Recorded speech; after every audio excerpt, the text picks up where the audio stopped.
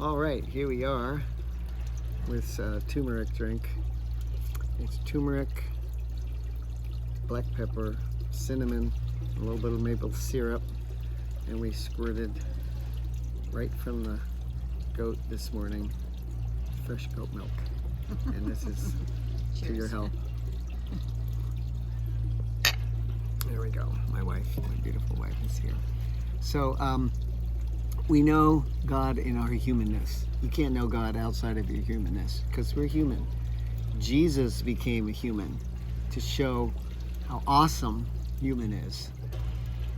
And so how do you know God in our humanness? How do we know him?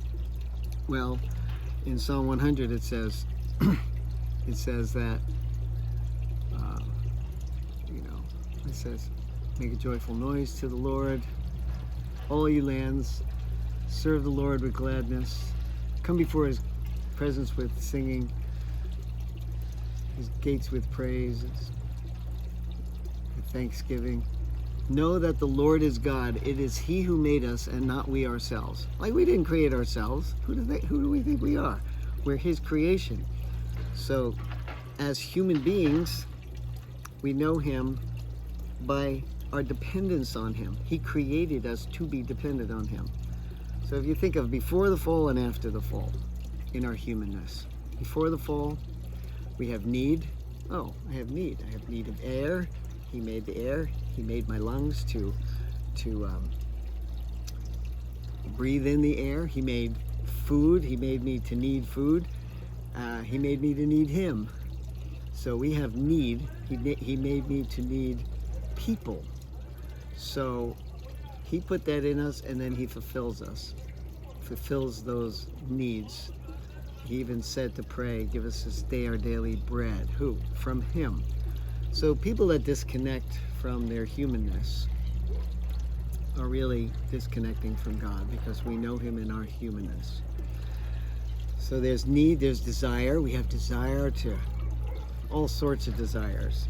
Things that we don't necessarily need, but God put desires in us to fulfill them. Desire to be married, desire to have a companion, desire to do something with our lives and be significant, have significance. He put that in us. And then there's limitations. Needs make us dependent, desires make us dependent on him. And this is all before the fall, because he fulfills the desires. Delight yourself in the Lord, and he will give you the desires of your heart. Whether he put them in, and then he fulfills them as we delight in him. So then there's limitations of our humanness. There's needs of our humanness, desires in our humanness, limitations. We're not God. We can't know all things. We haven't existed before eternity. We had a existing point. So we have limitations in our humanness. We can go this far and no more. That's why people that disconnect from that think, there's no limitations to me. No, we have limitations as human beings. God set those. When we stay in them, there's a great flow of life. When we're dependent on him, life flows. That's before the fall, our humanness. We're human beings after the fall too, which created three factors in our life now. Number one, we have, what was it again? It was, there's weakness due to original sin. There's things built into us from Adam's sin and from our own. Our fallenness makes us weak. We don't just see temptation like, that's nothing. No, that's something. We're drawn to it because of this weakness, because of the fall, which makes us again dependent on him in our humanness. Then there's the fallenness of fear. Adam and Eve weren't fearful. They were the kings and queens of the earth. But now, because the enemy's running wild and people are weird and we looking over our shoulder, what's going to happen? There's a fear that we have to overcome. God has not given us a spirit of fear, but of power and love, a sound mind. And we learn to overcome fear. We didn't have that before the fall. Now we have fears.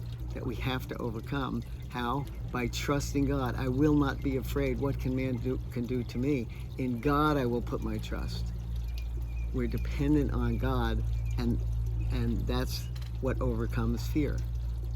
I'm with God. He's going to protect. He's with me. We overcome fear. And then the big one is sin.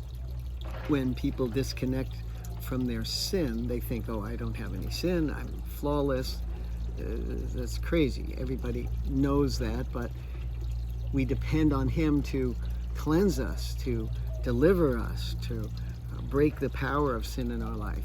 So all these things before the fall and after have to do with our humanness, and all these human traits that we have before the fall and after cause us to be dependent on Him. When you are not dependent on Him, then you become self-righteous, independent. I don't need God, which is crazy. He created us to need Him. He's the only one that can cleanse from sin, not our good works, not our good thoughts, that doesn't balance it out.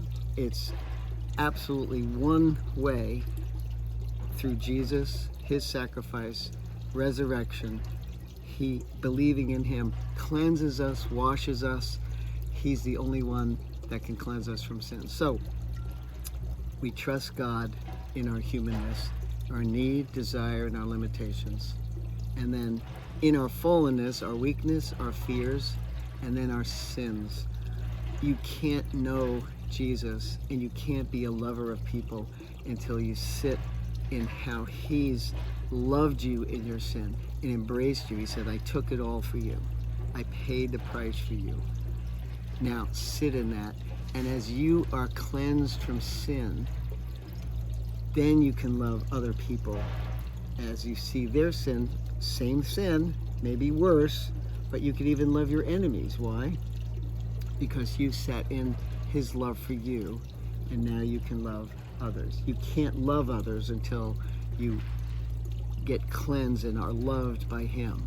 So that's how we know God in our humanness.